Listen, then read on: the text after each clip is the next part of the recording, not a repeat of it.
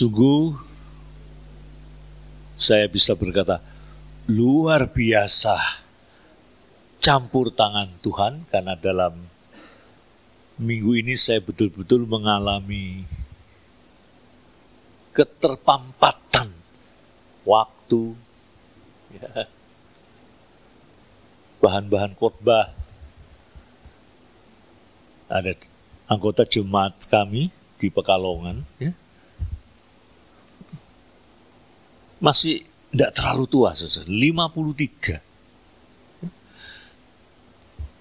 Kedapatan adanya penyakit ganas itu ya baru berapa bulan ini. Tahun-tahun lalu masih bercanda-canda, awal tahun pun masih. Sekarang sudah tiada. Itu sebabnya kita betul-betul menghargai waktu Tuhan. Saya merasa bahwa saya bisa melayani tutup peti dan penghiburan, dan saya bisa balik ke tempat ini bersama jemaat dan nanti siang ke Madura. Rebu kembali ke Jakarta. Jadi kalau ada lagu atau novel judulnya Hidupku di Atas Kereta, kayaknya yang ngarang saya itu. Pengarangnya saya dan pengarang Debbie. Kita lewati Minggu Paskah dan khotbah lalu. Masih ingat tentang siapa, saudara? Tentang Thomas. Thomas, oh iya.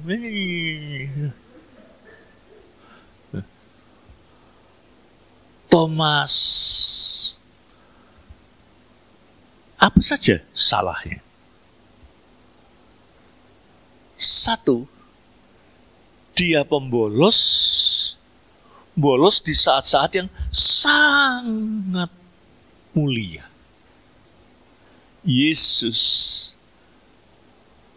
bersama dengan murid-murid yang lain larut dalam sukacita Paskah.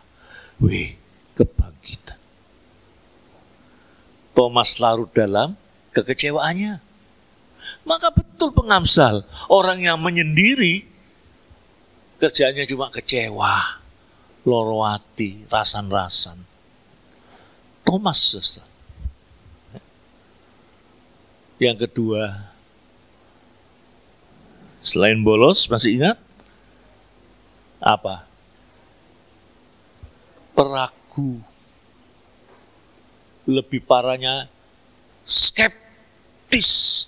Orang yang skeptis tidak memberi ruang pada yang positif, pada yang maju, pada penemuan baru. Gak habis.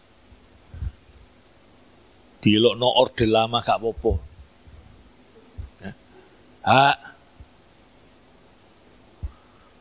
Waktu zamannya mulai ada penyembahan. Di jemaat saya di Pekalongan ada yang marah. Kalau lagi ada yang ngajak penyembahan keluar.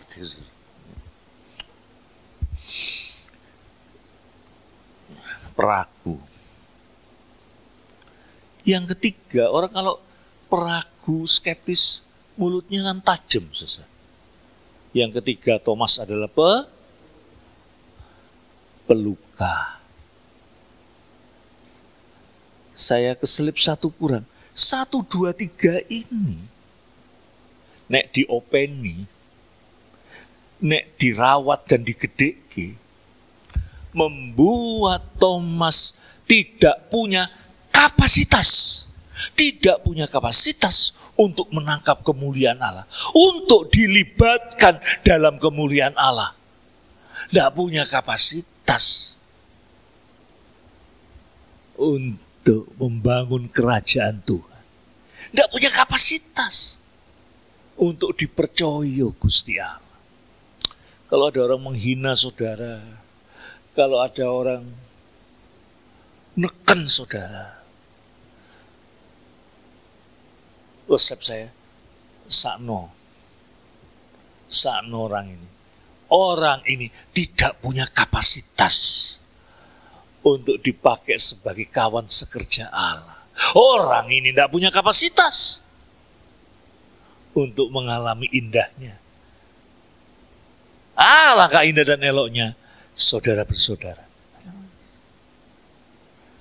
Tapi 1, 2, 3, dan 4 ini semua les dihapus hanya ketika kemudian Thomas bertobat dan percaya dan minta ampun dan membayar harga dari pertobatannya itu, saudara-saudara. Thomas, ampuni. Sejak itu percaya tidak main-main. Petrus masih ugal-ugalan kadang-kala. Ya. Tidak main-main. Konon cerita tentang nasib para misionaris, murid-murid Tuhan, mencatat nama Thomas. Menyamar sebagai tukang kayu ke India. Kemudian ketahuan, kalau dia orang Kristen, dia dimasukkan dalam wajan berminyak panas. Tapi bisa lompat keluar, lalu ditombak. Mati, jadi kemudian berdiri gereja Mar Thoma. Tahun 2007 ketika saya mengikuti Summer Peace Building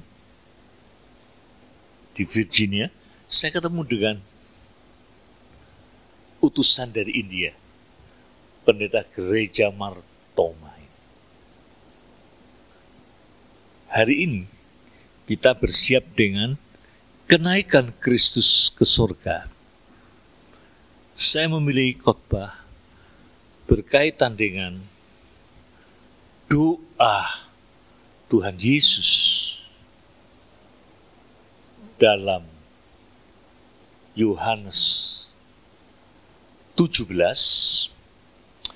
Jenengan buka Yohanes 17 dulu. Nanti ada beberapa ayat.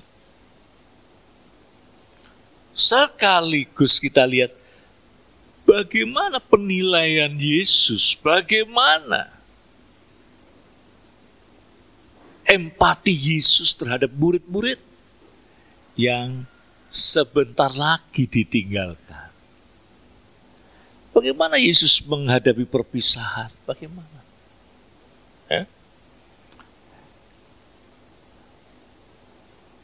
Puji Tuhan, saudara. Ya. Buka saja dulu Yohanes 17. Lalu kita baca ayat 6 dan 9.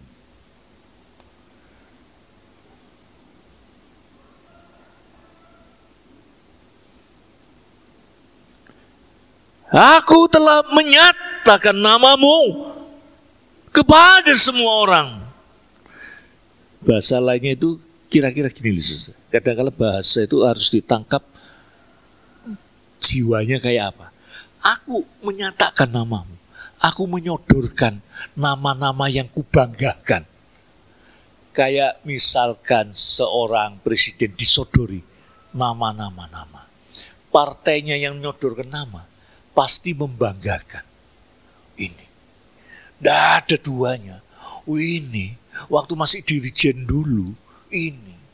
Nah, nuansanya kayak gitu.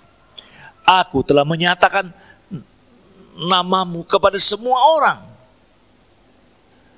Maaf. Yang engkau berikan. Nah, ini, yang engkau berikan ini. Nama murid-murid Yesus. Ya. Kepadaku dari dunia. Mereka itu milikmu. Dan engkau telah memberikan mereka kepadaku. Dan mereka telah menuruti firman-Mu. Jadi yang pertama ini, catat saudara. Yesus membanggakan muridnya. Yesus ngajeni muridnya. Yesus menghormati. Ini loh, mereka yang kau berikan kepadaku dari dunia ini. Sudah tak ketahui mereka itu, milikmu itu, bisa dihandalkan, bisa dipercaya. Jadi yang pertama ini, Yesus mensyukuri murid-murid.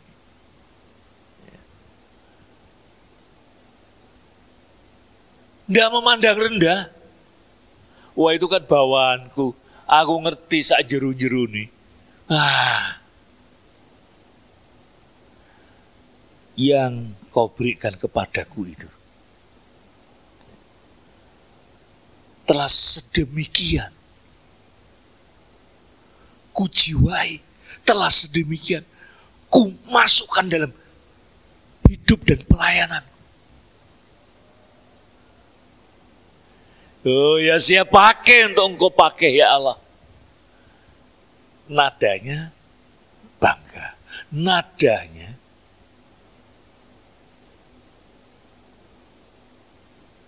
Yesus akan marah kalau diremehkan, dientengkan, dituduh seperti banyak tuduhan sekarang untuk hamba-hamba Tuhan. Mata duiten. Celakanya ada juga yang dijuluki wedoan. Aduh, saudara-saudara. Damjia, aduh, saudara-saudara.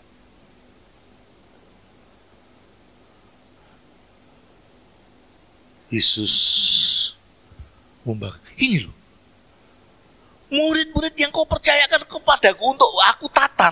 Murid-murid dari dunia yang kacau balau, dari dunia dusta, dari dunia comberan, dari dunia tipu muslihat, dari dunia pajak. Murid-murid semua nih yang kau percayakan kepadaku. Nih sekarang.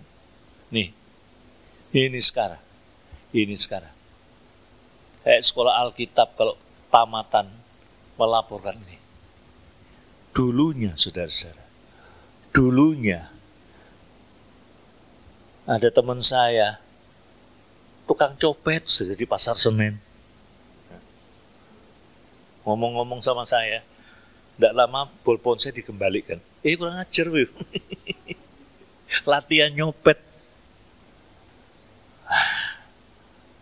Sekarang jangan cuma ngerungok, tapi bertanya dalam hatimu, apakah aku yang duduk di sini sebagai anggota jemaat, aku pun kebanggaan Tuhan. Kalau kebanggaan gereja, bujai. Oh, ini anak emasnya pendeta ini. Malah bisa nggak masuk surga karena mencuri kemuliaan Tuhan. Apakah kau kebanggaan Tuhan? Betul, apakah kau kebanggaan Tuhan? Tidak peduli. Kau ini orang kecil, orang tidak terkenal. Apakah kau kebanggaan Tuhan? Para pelayan, apakah kau kebanggaan Tuhan? Pelayan ngambulan,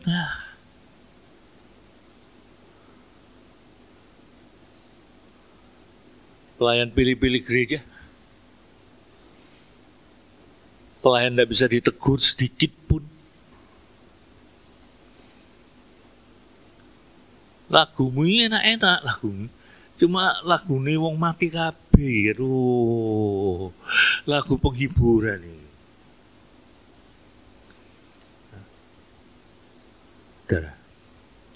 Apakah kau kebanggaannya Tuhan? Ini penting. Apakah Yesus menyodorkan namamu? Ini loh, Bapak. Maka Yesus itu disebut juru syafaat. Maka Yesus itu disebut mediator yang agung. Maka Yesus itu disebut pembela. Dia bawa sampai sudah naik ke surga, Ia masih berdoa untuk kita. Ia masih membawa nama-nama kita. Maka itu disebut juru syafaat. Doa syafaat itu membawa nama-nama itu, saudara-saudara. Kalau doa syafaat kan karena mentang-mentang doakan orang lain, perasaanmu hambar, perasaanmu biasa, oh Tuhan pakai, tidak personal. Oh Tuhan, pakai hambamu, pakailah dia dengan kuat-kuasamu ya Tuhan. Pendeta ini betul-betul dipakai dengan Tuhan, dikoncei semua. Melayu kabeh, saudara, gak konsisten. Nah, saudara, Yesus mensyukuri murid-muridnya. Dari sekian yang kau percayakan, lulus kabeh kecuali Yudas.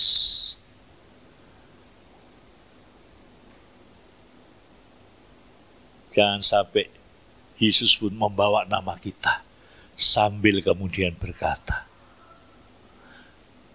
ampuni aku ya Bapa, satu tidak lulus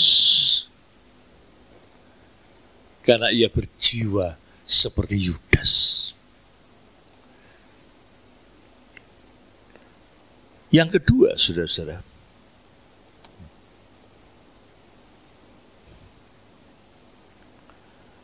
ayat 8 dan ayat 10 ya.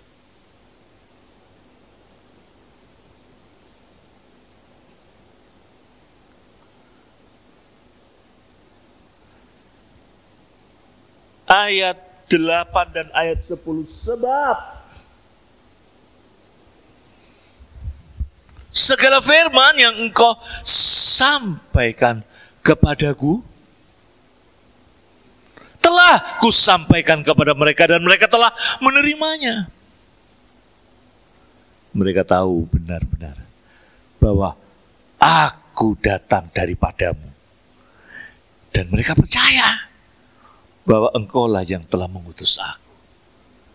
Kalau tadi Yesus mensyukuri mereka, sekarang Yesus membanggakan mereka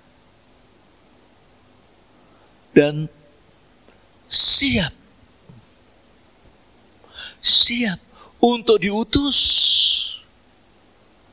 karena mereka juga milikmu. Itu dulu rahasia Tritunggal. Yesus menerima, otomatis Allah juga menerima. Yesus mengutus, otomatis Allah Bapa mengurus. Sekarang nih kacau risau. Wow, beda rumusannya, diutus Yesus dan diutus Allah. Wah, gendeng sekarang Yesus. Ya.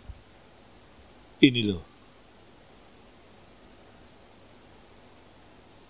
Setiap Yesus ingatmu, ingat padamu.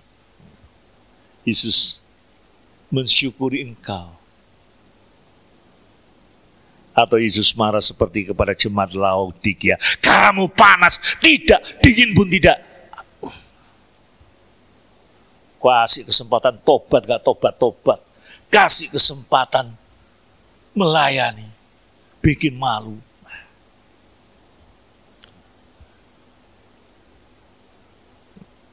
Yang ketiga, saudara,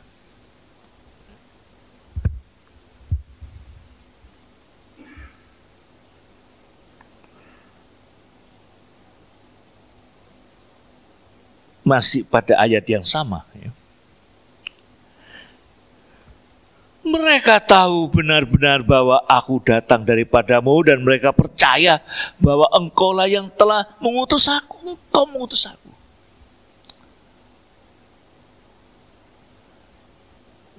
Yesus mempercayai murid-muridnya. Yesus mempercayai bahwa murid-muridnya telah ngerti.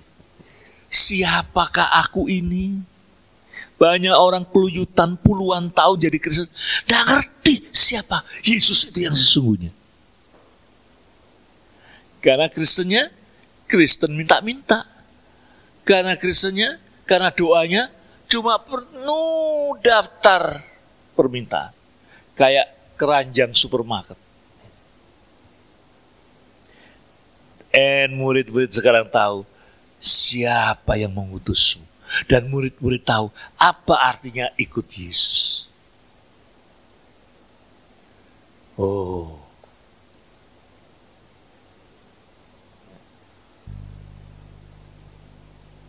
Jadi kalau ikut Yesus itu sudah, saudara.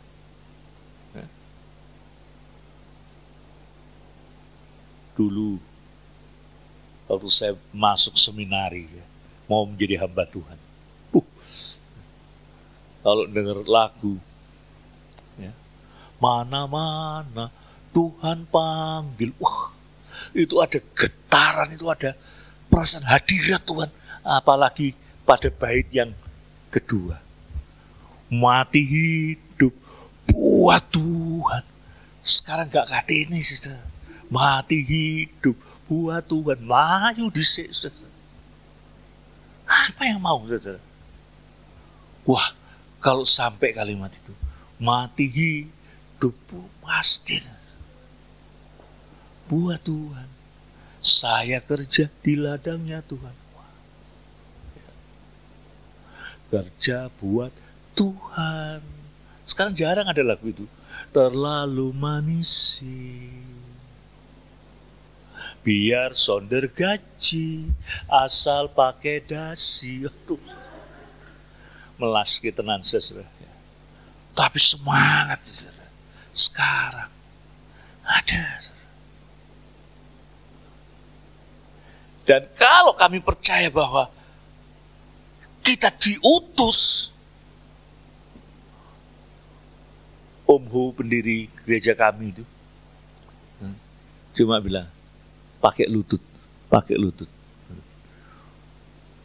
Pakai lutut.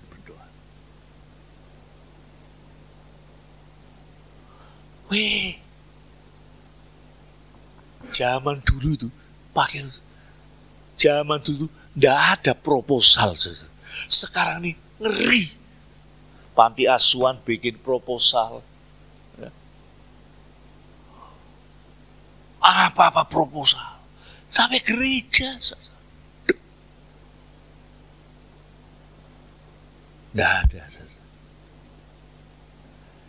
Hukumnya cuma I believe in God. I believe in Jesus Christ. And Jesus believe me. Dah. Risiko memang kalau seperti itu. Memang gak kaya-kaya. Gak maju-maju.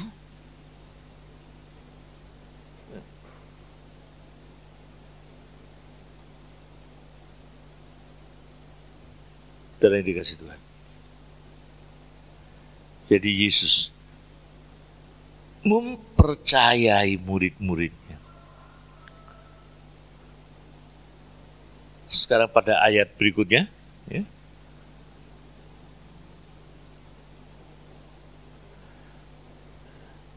Yang keempat, tidak saja Yesus mempercayai mereka, Yesus mempercayakan murid-muridnya ini kepada Allah.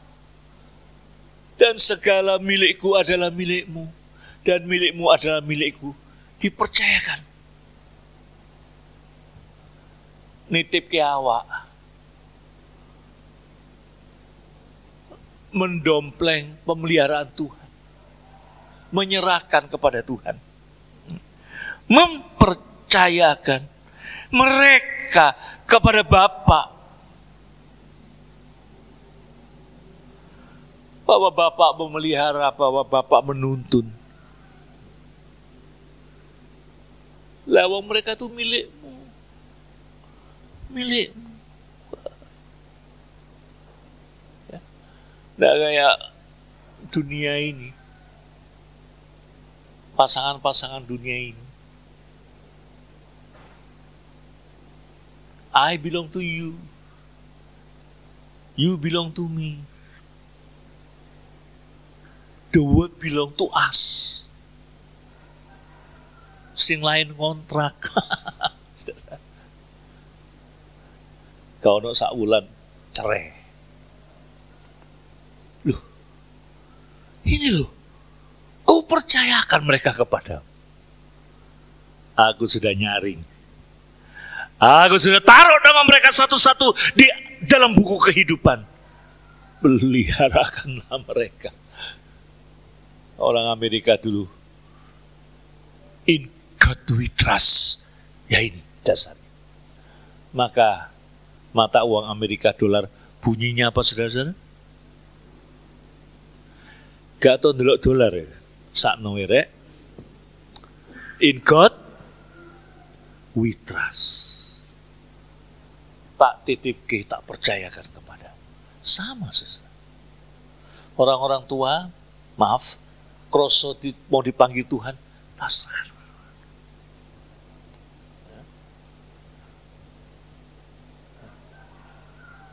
Jadi saudara naik ke surga Yesus. Kita ini tidak yatim piatu. Kita ini tidak telongso, saudara.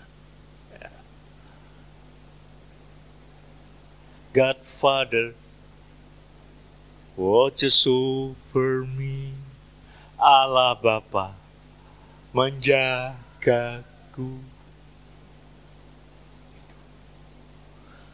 Dititipkan kita. Bukan dititip ke tonggo, aduh, makan, cok enggak.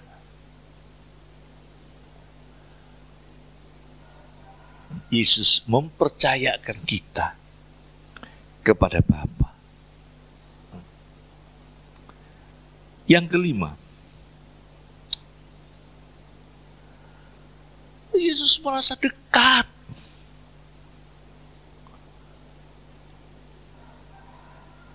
Satu doa yang menjadi dasar omnes dipanggil menjadi satu. Itu filosofinya Gerakan Mahasiswa Kristen Indonesia ya, GMKI. Juga sidang-sidang raya dunia. Itu saudara-saudara. Yohanes 17 ayat 21 ya. Sama-sama kita baca 1, 2, 3 supaya mereka semua menjadi satu sama seperti Engkau ya Bapa di dalam aku dan aku di dalam Engkau, agar mereka juga di dalam kita, supaya dunia percaya bahwa Engkaulah yang telah mengutus aku. Aliasnya Yesus tidak mau terpisah. Yesus sedih berpisah dengan murid-muridnya. Kalau bisa ya satu. Aduh. Tapi tidak secara fisik pun, secara iman. Biarlah mereka secara iman seperti aku dan engkau, ia menjadi satu. Kalau boleh, jangan pisah. Tapi efeknya juga tidak baik. Saudara kalau sudah punya anak gede-gede, saudara sedih kan kalau anakmu melo,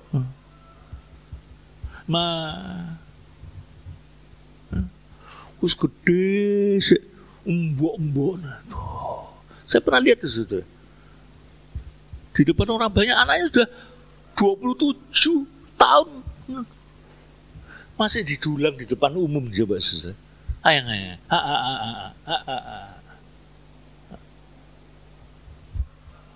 Dulang anak itu hak atau kewajiban, saudara? Hah?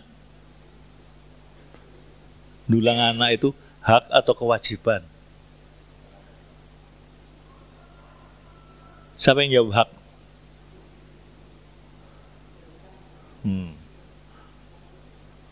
Bukan kewajiban ya, bukan ya? Gak. Bener tadi. Lain dulang anak mesti hak. Maksud kewajiban ditampel.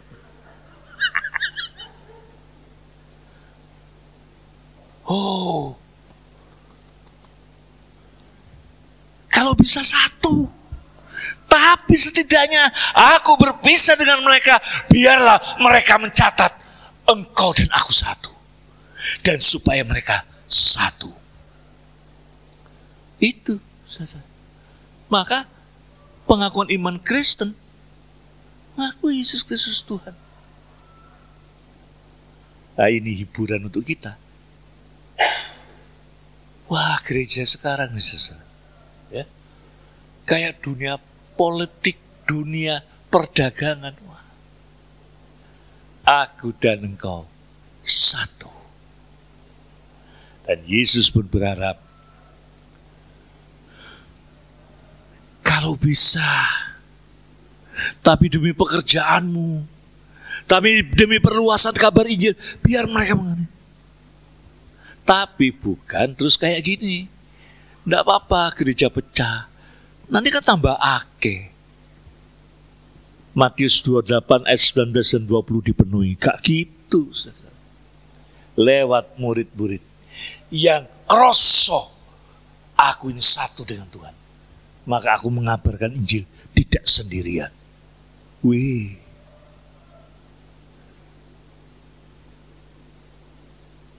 Sampai di Eskimo kabar Injil ada. Orang Kristen ada. Saya juga baru terbelalak bahwa ada banyak orang Kristen di Iran. Terjadi kemajuan luar biasa. Saya pernah mendapatkan dokumentasi KKR di Arab Saudi. Wah. Karena menyebar. Karena rumus kau dan aku satu. I never be alone. Aku Nasri. Ku tak pernah sendiri lagi, tidak lagi. Setelah ku buka hati padanya. Wah, saudara, luar biasa lagu ini. Ya? Luar biasa. Buahnya saudara. Buahnya. Ya? Berubah. Dulu merasa piatu, dulu sendiri, dulu merasa dikucilkan oleh dunia, celaka hidupku. Sekarang aku dan kau satu, berubah. Aku berubah, sungguhku berubah. Nah, itu. Tapi jangan dijowoki lagu ini, saudara. Ya? Jangan. Kenapa? Kalau dijowoki Mas Simun, ya. Munyi ini dari lain. Aku wis owah. Pak Edan berarti. Aku berubah. Dengan ini kita siap memperingati Yesus naik ke surga. Murid-murid juga terpukul. Melongo saja. Kamu orang Galilea apa? Kerja, turun, nyambut gawe, siapkan kerajaannya. Sebab ia yang telah pergi tiba-tiba ini, ia akan datang dengan cara yang sama. Itu tugas kita sekarang. Maka tidak ada gereja bengong. Maka tidak ada gereja cuma diskusi untuk kemajuan gereja. Gereja nggak maju-maju, tambah merotoli. Diskusi, konsili, bikin merotol gereja. Yesus itu Tuhan, berapa persen ketuhanannya? Keilahiannya berapa persen? Ada lagi konsili membahas, Maria itu setelah Yesus melahirkan, masih perawan apa tidak? Kan kurang kerjaan, saudara. Loh, ini betul-betul. Maka ada rumusan Santa Perawan Maria. Yesus sudah lahir pun tetap perawan. Gak masuk akal. Yang bilang gak masuk akal itu dizolimi, dikejar, dibunuh. Terutama gereja-gereja di Syria. Tidak disukai oleh Konstantinus. Pada waktu yang sama Muhammad mulai bekerja. Mulai menyiarkan Injil, katut saja. Malah Muhammad strateginya hebat. Aku tidak mau bikin 14 pengakuan rasuli atau 12 seperti pengakuan Nisianum Konstantinopolitanum. Aku mau bikin syahadat sederhana aja. Banyak yang katut saja.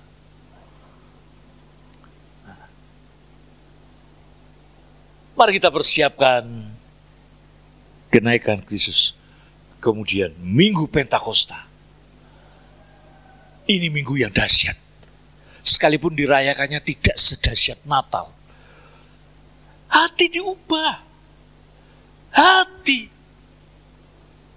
dijadikan pembawa berita. Bukan ecek-ecek. Sampai ke seluruh dunia. Beri waktu Tuhan untuk mengolah hati, pikiran. Jangan jadi Kristen kerdus, jangan jadi Kristen ecek-ecek. Dari dulu ya gitu-gitu toh. Ya. Semuanya seenaknya hati. Kebaktian seenaknya hati. Main musik seenaknya hati. Pelayanan seenaknya hati. 1/10 juga sami mawon. Tapi mengharapkan kuasa Allah bekerja dahsyat, luar biasa. Tuh.